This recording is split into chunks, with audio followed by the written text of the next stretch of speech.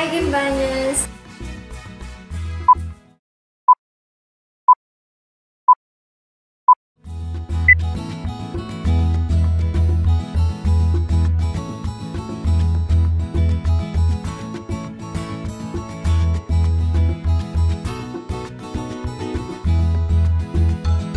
Ladies and gentlemen, once again crowning our new Binibining Gimba is Binibini Joel!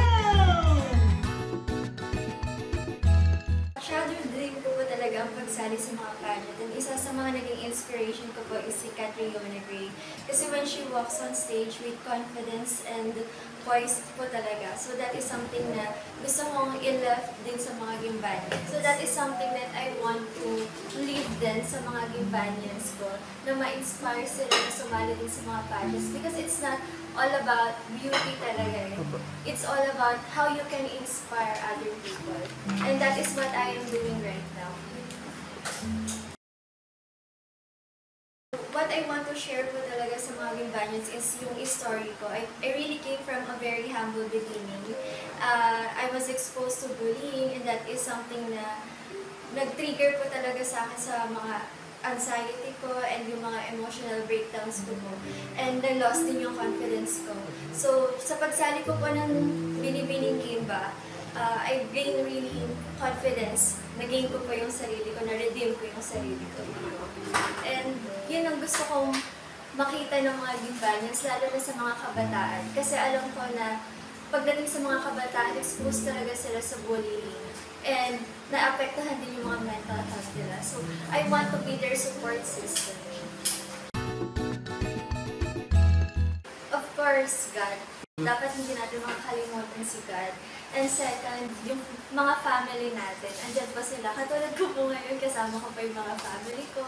And then yung mga relatives. And then yung mga friends mo. Andyan din sila. So, yun yung mga kailangan natin para magkaroon ka ulit ng confidence sa sarili mo. Have a great support system. Of course, ina-expect ko talaga na ako yung mananalo. Pero at the same time, hindi pa rin ako makapaniwala. I do believe na sa lahat ng mga sacrifices ko, I know that I am deserving and worthy of that love. Judges have spoken. Results are already tabulated. Our title holder is Binibini Joel! Hi, Gimbanyans! Thank you for supporting me since day one. It's such an honor po na ako yung pinili niyo po bilang Binibining Gimba, and I know that I'm going to wear this crown with responsibility and confidence. Hello po, Gimbanyans! Maraming salamat po from the very bottom of my heart. Maraming salamat po sa mga pamilya ko po, sa Martin, Tabakin, Aganon, Matamis family. Maraming salamat po. At simula pa nung una, kayo po ang nandiyan para sa akin. And second, yung glam team ko po, Vanessa Spectrum. Maraming salamat din po sa inyong lahat.